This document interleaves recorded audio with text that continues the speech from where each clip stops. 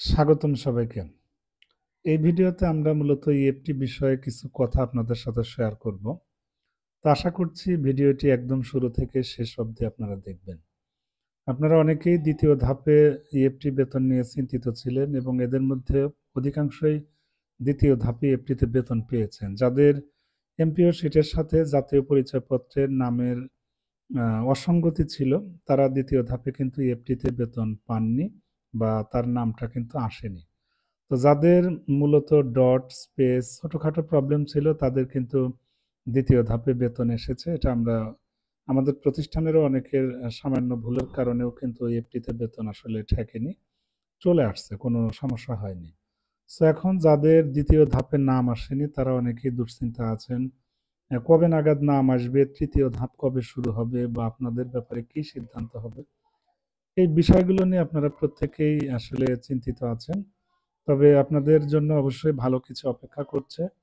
আমরা যতটুকু জানি যে শিক্ষা মন্ত্রণালয়ে মাধ্যমিক ও উচ্চশিক্ষা অধিদপ্তরের বিভিন্ন কর্মকর্তাদের সমন্বয়ে মূলত দ্বিতীয় ধাপে যে সমস্ত শিক্ষক কর্মচারীর ইএফটিতে বেতন দেওয়া পসিবল হয়নি, সো তাদের ব্যাপারে আসলে একটা সিদ্ধান্ত আসছে খুব শীঘ্রই।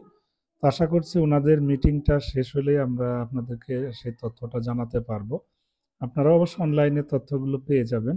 সো একটা কথাই বলবো, একটু অপেক্ষা করেন। আশা করছি তৃতীয় ধাপ এবং দ্বিতীয় ধাপে যারা বাদ পড়েছে তাদের ব্যাপারেও একটা নির্দেশনা আসলে আসবে। এটা আমরা দৃঢ়ভাবে বিশ্বাস করি আজ রাতের মধ্যে আসার সম্ভাবনা সবচেয়ে বেশি। এখন অনেকেই আমরা আছি যারা দ্বিতীয় ধাপে ইএফটিতে নাম এসেছে কিন্তু টাকা জমা হয়নি। এটা নিয়ে আসলে অনেকেই প্রশ্ন করছেন বা জানতে চাচ্ছেন যে স্যার এখনো কেন টাকা জমা হয়নি বা এটা কি কেবলমাত্র আমার ক্ষেত্রে হয়েছে না অন্যান্যর ক্ষেত্রে? তাদের উদ্দেশ্যে বলছি, আসলে সকলের ক্ষেত্রে এমনটা হয়েছে। দ্বিতীয় ধাপে মূলত ইএফটির নামটা এসেছে কিন্তু টাকা এখন পর্যন্ত কারোরই জমা হয়নি। তো আশা করছি ২-১ দিনের মধ্যেই জমা হয়ে যাবে। যখনই আপনাদের অ্যাকাউন্টে টাকা জমা হবে আপনারা অবশ্যই সেটা শেয়ার করবেন। প্রয়োজনে গ্রুপে পোস্ট দিবেন অথবা কমেন্ট করে জানাবেন। এছাড়া আমিও তথ্য পেলে সাথে, সাথে সেটি আপনাদের সাথে শেয়ার করে দিব, কোনো সমস্যা নাই। আর মেসেজ নাও আসতে পারে। মেসেজটা আসলে ফেক না। আমরা যারা বিভিন্ন ব্যাংকের অ্যাকাউন্ট ব্যবহার করি, বিশেষ করে সোনালী ব্যাংক যারা ব্যবহার করে, আমরা কিন্তু সোনালী ই-ওয়ালেট অ্যাপসটা ব্যবহার করলে খুব সহজেই ওই অ্যাপে আমাদের ব্যাংকের স্টেটমেন্ট বা টাকা জমা হলো কিনা আমরা ডিটেইলসে জানতে পারি ব্যাংকে না গিয়েও। সো আ আপনারা যারা বিভিন্ন ব্যাংক ব্যবহার করেন, সো তাদের যদি অ্যাপস আপনারা ব্যবহার করে থাকেন, সেক্ষেত্রেও কিন্তু আপনারা এটা জানতে পারবেন। এছাড়া আমি তথ্য পেলে আপনাদের সাথে সেটি শেয়ার করব যে যখনই অ্যাকাউন্টে টাকা ঢুকুক, আমি আপনাদের সাথে সেটি শেয়ার করব। তো আমরা একটু অপেক্ষা করছি। আশা করছি কর্তৃপক্ষের মিটিংটা শেষ হলে একটা আপডেট তথ্য আসবে এবং সেটি আমি ইউটিউব চ্যানেলের মাধ্যমে আপনাদেরকে ওই তথ্যটি দেওয়ার চেষ্টা করব যে আসলে কি নির্দেশনা আসলো এবং দ্বিতীয় ধাপে যাদের ইএফটিতে নাম আসেনি, সো তাদের ব্যাপারে কর্তৃপক্ষ কি ভাবছে বা কিভাবে এগুলোর সমাধান করবে সে ব্যাপারে অবশ্যই নির্দেশনাটা আসলে আপনাদের সাথে সেটি আমি শেয়ার করার চেষ্টা করব। সো ততক্ষণ অপেক্ষা থাকতে হবে। আর যারা দ্বিতীয় ধাপে ইএফটিতে যাদের নাম এসেছে পেমেন্ট শিটে কিন্তু টাকা জমা হয়নি, তাদেরও দুশ্চিন্তার কিছু নেই। আশা করছি ২-১ দিনের মধ্যেই টাকা জমা হয়ে যাবে। এখন একটা কথা একটু ভাবেন যে আপনার নাম এসেছে কিন্তু আপনার প্রতিষ্ঠানের অনেক শিক্ষক কর্মচারীর নাম আসেনি। তাদের মানসিক অবস্থাটা কেমন হতে পারে বা কি অবস্থায় আছে সেটা একবার একটু ভেবে দেখেন। তো অন্যের দুঃখটা ভাবলে নিজের দুঃখটা অনেকটা কম মনে হবে, নিজের কষ্টটা অনেক কম মনে হবে। সো আমরা প্রত্যাশা করি প্রত্যেকেই ইএফটিতে বেতন ভাতাদি পাক, এটাই আমাদের প্রত্যাশা। কারণ আমরা সবাইকে নিয়ে একসাথে এগিয়ে যেতে চাই। এটাই আমাদের প্রত্যাশা। এই ভিডিওর মাধ্যমে কর্তৃপক্ষের কাছেও আমি বা কর্তৃপক্ষের দৃষ্টি আকর্ষণ করছি তারা যেন অতি দ্রুত একটা সুন্দর এবং ফলপ্রসূ সিদ্ধান্ত নেয় যাতে কোনো শিক্ষক কর্মচারী যাতে ডিসেম্বর মাসের যে বেতন সেটা ইএফটিতে পেতে যাতে তাদের কোনো আর বাধা বিঘ্ন বা কোনো অপেক্ষা করতে না হয়। এর প্রত্যাশাটা কিন্তু আপনাদের প্রতি আমাদের অবশ্যই থাকবে।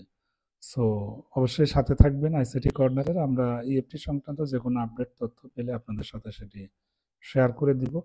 অনেক শিক্ষক কর্মচারী আছে যাদের সকল তথ্য সঠিক থাকার পরেও ইএফটিতে নাম আসেনি। আসলে এই বিষয়গুলো খুবই দুঃখজনক। কেন আসেনি, কি কারণে আসেনি, এটা অবশ্যই আমরা খোঁজার চেষ্টা করছি। তবে আমি যতটুকু এনালাইজ করে পেয়েছি যে এমপিও শিটের সাথে এনআইডির নামের যদি কোনো গরমিল না থাকে, বানানে যদি কোনো গরমিল না থাকে তাহলে কিন্তু তার টাকাটা এসেছে। এবং যাদের ডট বা স্পেস প্রবলেম ছিল তাদের আসলে ইএফটিতে বেতন এসেছে, কোনো সমস্যা হয়নি। সো এটা একটু দেখবেন যে আসলে আপনার এনআইডির সাথে এমপিও শিটের নামের আদৌ গরমিল আছে কিনা এটা একটু দেখবেন। আমি জানি যে অনেকেরই হয়তো গরমিল আছে, আবার অনেকেই আছেন যাদের কোনো তথ্যে আসলে গরমিল নেই, তারপরেও আসলে আসেনি। এটা আসলে কর্তৃপক্ষের উপর আসলে নির্ভর করছে, তাদের উদাসীনতা বা কি বলবো খামখেয়ালিপনা। তো এটা আমরা বলতে পারি।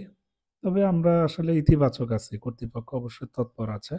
কিন্তু আমরা দ্রুত দৃশ্যমান অগ্রগতি চাচ্ছি এবং প্রত্যাশা করছি। এটাই হচ্ছে আমাদের কামনা আরকি। সবাই ভালো থাকেন, সুস্থ থাকেন। আর অবশ্যই আইসিটি কর্নার ইউটিউব চ্যানেলের সাথে থাকবেন। আমরা ইএফটি সংক্রান্ত যেকোনো আপডেট যখনই পাই আপনাদের সাথে সেটি শেয়ার করব। ঠিক আছে? অবশ্যই চ্যানেলটি সাবস্ক্রাইব করে রাখবেন। অনেকেই আপনারা কমপ্লেইন করেন যে, "স্যার আপনি লাইভে আসলে নোটিফিকেশন পাই না বা ভিডিও ছাড়লে নোটিফিকেশন পাই না।" তাদের উদ্দেশ্যে বলছি চ্যানেলটা সাবস্ক্রাইব করে নোটিফিকেশনটা অন করে রাখতে হয়, হ্যাঁ? যাতে করে সকল ধরনের কনটেন্ট আপলোড করা মাত্র দ্রুত সেটা আপনার কাছে পৌঁছে যায়। যাই হোক, আপনারা আমাকে ফেসবুক পেজেও পাবেন, আইসিটি কর্নার ইউটিউব চ্যানেলেও পাবেন। যদি দেখেন যে ইউটিউবে আমি নাই তখন ফেসবুকে চলে যাবেন। ফেসবুকে না পেলে ইউটিউবে। দুটো প্ল্যাটফর্মে মূলত আমি ফেসবুক পেজ এবং ইউটিউব চ্যানেল দুটো জায়গাতেই সময় দিই। সো আপনারা ইউটিউবে অনুসন্ধান করবেন, না পেলে ফেসবুক পেজে অন্ততপক্ষে আমাকে পেয়ে যাবেন। সব জায়গাতে আইসিটি কর্নার লিখে সার্চ দিলেই পেয়ে যাবেন। যাই হোক, ভিডিওর একদম শেষে একটা কথা বলি, আমরা যেহেতু ধৈর্য ধরেইছি আর ২-১ টা দিন ধৈর্য ধরি। আশা করছি ২য় ধাপে যাদের নাম আসেনি তাদের ব্যাপারেও নির্দেশনা আসবে। এছাড়া ৩য় ধাপের ব্যাপারেও পূর্ণাঙ্গ নির্দেশনা আসবে। সো যেকোনো ধরনের নির্দেশনা পেলে সাথে, সাথে সেটি আপনাদের সাথে ভিডিওর মাধ্যমে শেয়ার করার চেষ্টা করব। ভালো থাকেন সবাই। ধন্যবাদ।